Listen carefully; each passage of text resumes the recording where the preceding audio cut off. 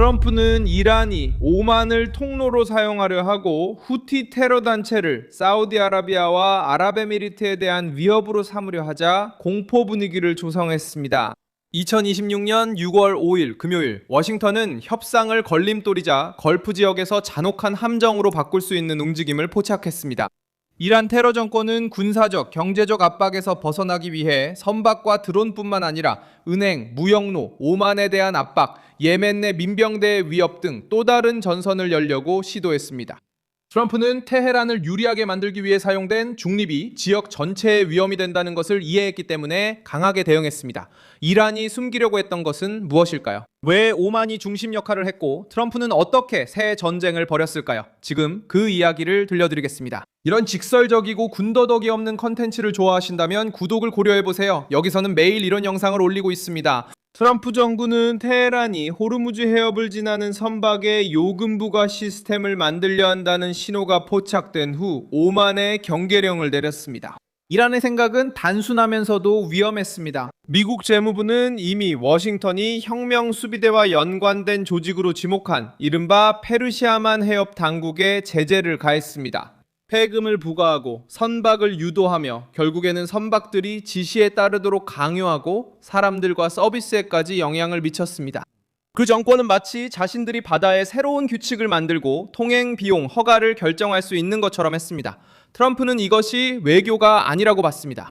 이것은 석유, 가스, 무역 그리고 안보를 이용한 협박입니다. 그래서 경고는 강경했습니다. 이 징수 시도에 직접적이든 간접적이든 관여한 모든 행위자는 처벌받을 수 있다는 것이었습니다. 오만은 이 논의에서 가장 민감한 지역에 위치해 있기 때문에 그 메시지를 받았습니다. 그리고 오만의 입장은 항상 미국과 이란 사이에 다리 역할을 해왔기 때문입니다. 오만은 사태를 빠르게 진정시키려 했습니다.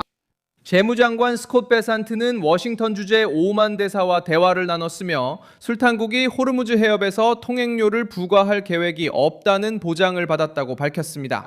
이러한 후퇴는 압박의 효과를 보여줍니다. 이는 이란의 계획이 구체화되어 기정사실이 되기 전에 오만이 해명을 하도록 강요했습니다. 걸프의 중심에서 이란은 바로 그 틈을 이용하려고 시도했습니다. 수년 동안 오만은 워싱턴과 테헤란 사이의 민감한 대화에서 중재자 역할을 해왔습니다. 이러한 입장은 술탄국의 중립적인 이미지를 부여했습니다. 그러나 경제 해상 전쟁 중 중립성은 제재 정권이 그 채널을 이용해 숨을 돌리려 할 때 오히려 잘못된 편을 감싸게 될 수 있습니다. 상황은 더욱 심각해졌습니다. 왜냐하면 갈등이 외교적인 영역을 벗어나 오만만으로 들어섰기 때문입니다. 이란은 이번 금요일에 미국 군함을 향해 경고성 미사일과 드론을 발사했다고 밝혔으며 미국 해군이 제재 대상 네트워크와 연관된 선박과 유조선을 단속했다고 비난했습니다. 워싱턴은 이에 대해 인도양에서 국적이 없는 제재 대상 선박을 차단했다고 밝혔으며 이는 이란을 지원하는 불법 네트워크를 차단하기 위한 작전의 일환이라고 설명했습니다. 여기서 후티가 등장합니다. 예멘에서 사우디아라비아와 아랍에미리트에 맞서 새로운 전선을 여는 위협은 순수한 힘의 과실하기보다는 전쟁의 비용을 늘리려는 시도로 보입니다. 후티는 이미 홍해에서 선박 압박과 지역 인프라 공격에 사용된 바 있습니다. 만약 더 큰 위기에서 다시 동원된다면 사우디아라비아는 전략적 시설에 대한 공격에 다시 직면할 수 있고 아랍에미리트는 드론과 미사일의 표적이 될 수 있습니다. 이란의 목표는 물론 테헤란에 가해지는 압박을 덜고 걸프 국가들에게 두려움을 심어주는 것입니다. 후티 또는 안사르 알라라고도 불리는 이들은 예멘의 테러 및 무장단체로 이란 축에 동조하며 수도 사나와 북부 대부분을 장악하고 있습니다. 이 지역에는 예멘 인구의 약 65%가 거주하고 있습니다. 이들은 2000년대에 세력을 키웠고 2000년과 2014년에 사나를 점령했으며 2015년에 국제적으로 인정받던 정부를 전복시켰습니다. 이로 인해 사우디아라비아와 아랍에미리트가 주도하는 군사 개입이 촉발되었습니다. 현재 이들은 주로 예멘, 홍해, 아덴만 그리고 세계 무역의 중요한 경로인 바브엘 만데브 해협 근처에서 활동하고 있습니다. 이 단체는 이미 사우디아라비아, 아랍에미리트, 이스라엘 그리고 홍해의 상선들을 대상으로 드론과 미사일을 발사한 적이 있습니다. 이로 인해 해상 경로가 우회되고 비용이 증가하며 전 세계 무역에 직접적인 압박이 가해지고 있습니다. 그래서 이란이 후티를 동원하겠다고 위협할 때 그 메시지는 분명합니다. 테헤란은 이스라엘이나 미국만 압박하려는 것이 아니라 걸프 지역의 항로에 불을 지르고 워싱턴의 전략적 동맹국들을 우회적으로 공격하려는 것입니다. 도널드 트럼프는 이 논리가 굳기 전에 이미 간파했습니다. 이란은 동시에 세 가지 움직임을 원했습니다. 오만을 정치적 보호막으로 사용하고 호르무즈 해협을 징수수단으로 삼으며 후티를 군사적 위협으로 활용하는 것이었습니다. 이 조합은 선박을 멈추게 하고 가격을 올리며 미국의 동맹국들에게 압박을 가하고 워싱턴이 협박 속에서 협상하도록 강요할 수 있었습니다.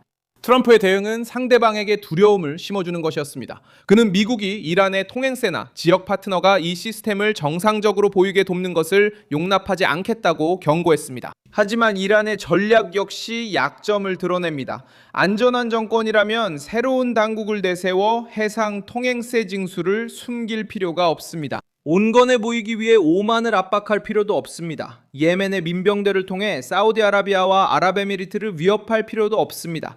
이란은 경제적 자유의 상실을 간접적인 전쟁으로 보상하려 하고 있습니다. 실제 권력을 계산된 혼란으로 바꾸려 하고 있습니다.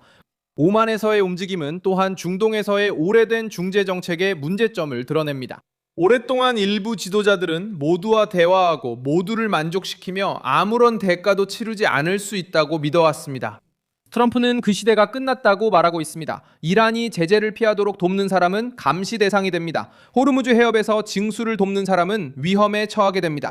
중립성을 형립 수비대를 위한 가교로 바꾸는 사람은 더 이상 단순한 중재자가 아니라 문제의 일부가 됩니다. 오만의 미나 알파알 항구도 금요일에 시장에 주목을 받았습니다. 정박 지점 근처에서 발생할 수 있는 중단에 대한 보도가 있었기 때문입니다. 오만 당국은 운영이 정상적으로 진행되고 있다고 밝혔으며 이 확인 이후 석유 가격은 하락했습니다. 백악관은 이란이 해상 위기를 협상 카드로 쓴다는 점을 인지하고 있습니다. 선박 안전이 위협받으면 유가가 상승합니다. 석유 가격이 오르면 세계 경제가 영향을 받습니다. 경제가 영향을 받으면 각국 정부는 합의를 압박하기 시작합니다. 테헤란은 이 순환에 베팅하고 있는 것입니다. 트럼프는 이 순환을 끊으려 시도하고 있습니다. 자금을 차단하고 징수구조를 처벌하며 오만이 외교적 방패로 이용되기 전에 술탄국에 경고를 보냅니다. 다음 단계는 세 가지에 달려 있습니다. 첫 번째는 오만이 이란의 제안에서 실제로 거리를 두고 오만의 중립이 혁명 수비대의 자금 조달에 이용되지 않을 것임을 증명하는 것입니다. 두 번째는 이란이 오만만에서 미국 선박을 계속 도발할지 경제적 입지를 잃으면서도 그 행동을 이어갈지 결정하는 것입니다. 세 번째는 후티의 역할인데 그들은 호르무즈에서의 분쟁을 홍해와 걸프만에서의 이중 위기로 바꿀 수 있습니다. 이 전선이 사우디아라비아와 아랍에미리트에 맞서 열리면 전쟁은 단순한 해상 압박을 넘어서 지역적인 포위로 바뀌게 됩니다.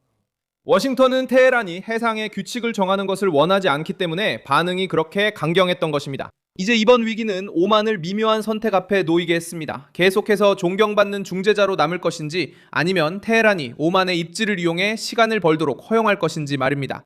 사우디아라비아와 아랍에미리트도 후티 세력의 공격 재개 위험을 주시하고 있습니다. 한때 통제됐던 이 공격들은 이란이 지역을 공포로 몰아가려는 시도와 관련이 있습니다. 트럼프는 호르무즈 해협이 통행료 지점이 되고 오만이 방패가 되며 후티가 걸프 지역을 상대로 한 새로운 협박 무기가 되는 것을 막기 위해 최대한의 압박으로 대응했습니다. 저는 밀손 알비스 국제관계 전문가입니다. 저의 목적은 매일 진실로 여러분께 정확한 정보를 전해드리는 것입니다. 뉴스 링크는 영상 설명란에 있습니다. 이 영상에 좋아요를 눌러주시고 채널을 구독해주세요. 그리고 마지막에는 댓글도 확인하셔서 밀손 알비스 커뮤니티와 더욱 활발히 소통해보세요.